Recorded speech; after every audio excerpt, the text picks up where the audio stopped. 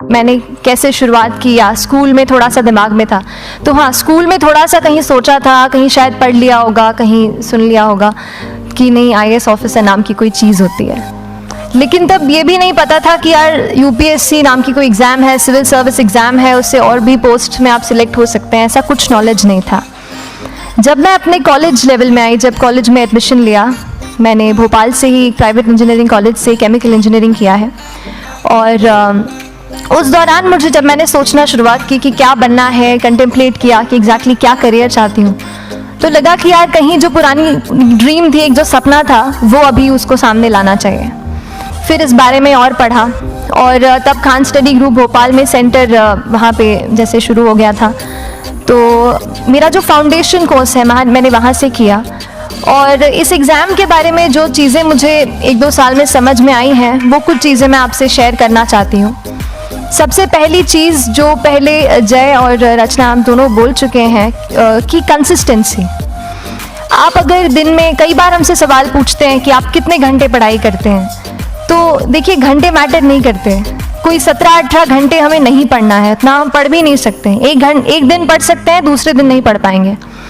5 से 6 घंटे ही आपको देने हैं या उतने निकालने हैं, पर वो जो वक्त आप अपनी पढ़ाई को देते हो, वो कंसिस्टेंटली आपको रोज़ उतना ही अपने पढ़ाई को देना है।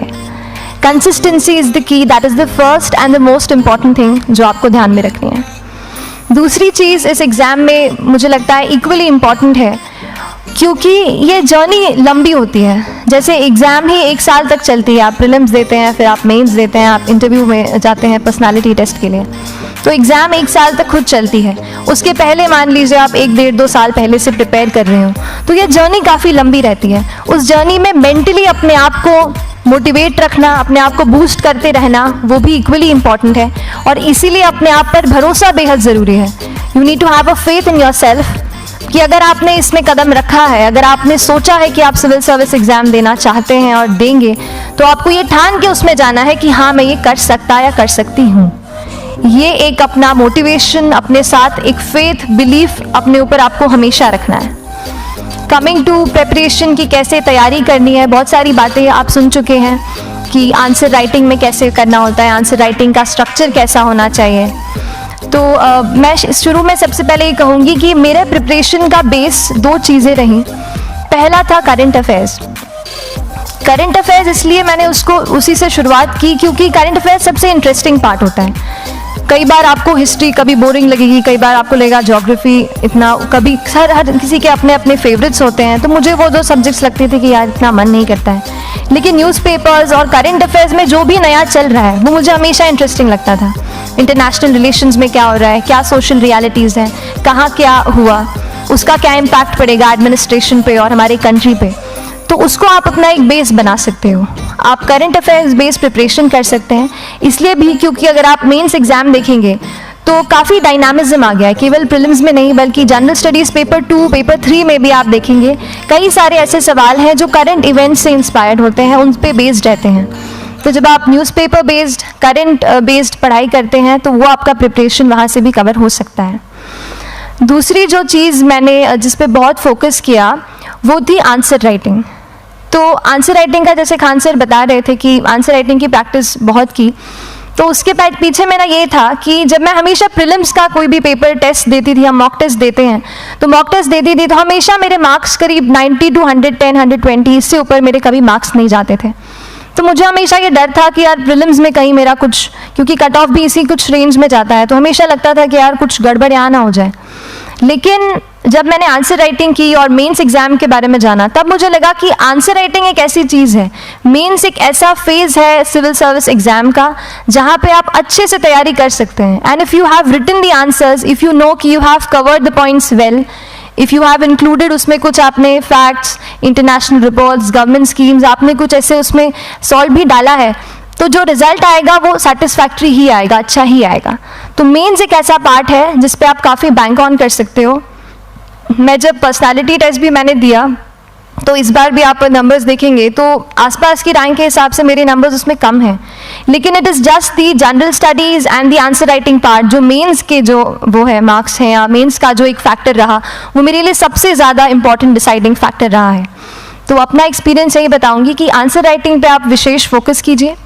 जैसा स्ट्रक्चर आपको बता ही चुके हैं कि इंट्रोडक्शन में कैसे आपको शॉर्ट रखना है, बॉडी एंड देन कंक्लूजन, उसमें छोटी चीज़ जैसे मैं अभी मेंशन कर रही थी, आप एक इंश्योर कीजिए कि देखिए जो भी एग्जामिनर आपकी कॉपी चेक कर रहे हैं वो दिन में 10, 15, 20 कॉपीज़ चेक कर रहे हैं, तो उन सब से आपको अलग कैसे आप अपनी कॉपी दिखा सकते हो, ये चीज़ आपका प्रेजेंटेशन और आप जिस तरीके से आंसर लिखते हो कंटेंट को, वो मैटर करेगा।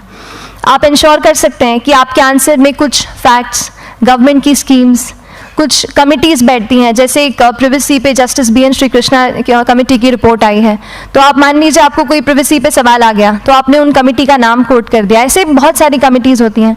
कुछ इंटरनेशनल रिपोर्ट्स आते हैं, वो आप उनको इनके बारे में लिख सकते हैं। इंडिया का मैप आप बना सकते हैं। मैंने सीख लिया था कि 10-15 सेकेंड्स में कैसे जल्दी से मैप बनाना है और उस पर कैसे पॉइंट कुछ करना है, कुछ लोकेट करना है।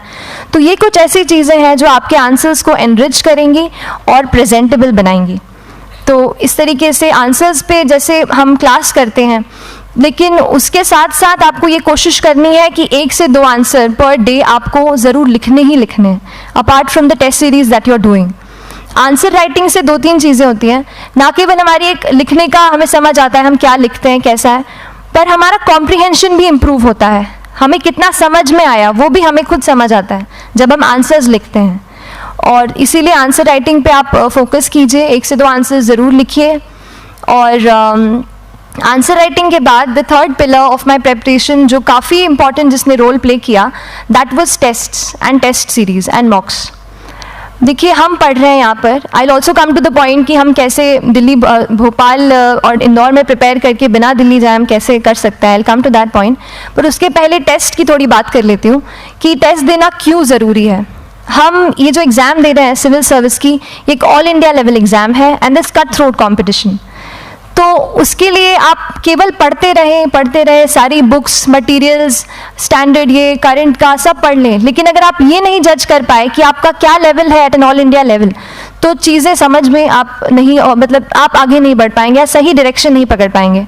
तो इसलिए आप टेस्ट से घबराइए मत। कई बार टेस्ट का इनर्शिया होता है, ऐसे लगता है कि जब तक पूरा सिलेबस कंप्लीट नहीं कर लूँ तब तक टेस्ट नहीं दूंगा, लेकिन सच में बात ये होती है कि जब तक हम GS के मतलब पेपर देने अंदर भी घुसते हैं ना, तब भी उस सेकंड पे लग रहा होता है कि कुछ छूट गया है हमारा। तो ये चीज़ होगी ही, इसीलिए ये मैं कभी मत सोचिए कि जब तक पूरा सिलेबस नहीं कर लूँ टेस्ट नहीं दूंगा। जैसे आपका एक थोड़ा बेस बन जाता है प्रिपरेशन का, आप टेस्ट दीजिए, चाहे वो प्रीलिम्स का MCQ का टेस्ट हो या मेंस का राइटिंग स्किल की प्रैक्टिस हो, टेस्ट पे आप फोकस कीजिए। उसके बाद टेस्ट केवल देने के लिए नहीं देना है, उसको एनालाइज भी अच्छे से करना है। When you get the answer hints, when you get the answer keys, analyse properly कि आपकी क्या गलती हुई है और उससे भी सीखने की कोशिश कीजिए कि क्या कुछ नया मुझे इस टेस्ट पेपर से या इस आंसर कॉपी से मिल सकता है। तो इस तरह से टेस्ट पे भी आप फोकस कीजिए। And I will come lastly to the point कि जब मैंने प्रिपरेशन शुरू की थी अपने कॉलेज के 2nd ईयर 3rd ईयर आते आते, तो मन में बहुत सारे फियर्स थे। मैं भी एक नॉर्मल फैमिली से हूँ, मेरे फैमिली में किसी ने आज तक सिविल सर्विस का पेपर भी नहीं लिखा था, तो मन में बहुत सारे फियर्स थे, डाउट्स थे, क्या होगा, कैसे होगा। तो हो सकता है आपके मन में भी ऐसा हो। और हम जैसे यहाँ रहते हैं, हम सोचते हैं कि दिल्ली जाना तो सबसे ज़रूरी है, उसके बिना तो ये एग्ज़ाम हो ही नहीं सकती। तो उस पर मैं एक चीज़ बताना चाहूँगी कि जैसे KSG जैसे इंस्टीट्यूट हैं, जो फैकल्टी भी हमें वही मिलती है जो दिल्ली में पढ़ा रहे हैं, तो ये एक बहुत पॉजिटिव पॉइंट है कि क्वालिटी का कोई दिक्कत नहीं आएगी।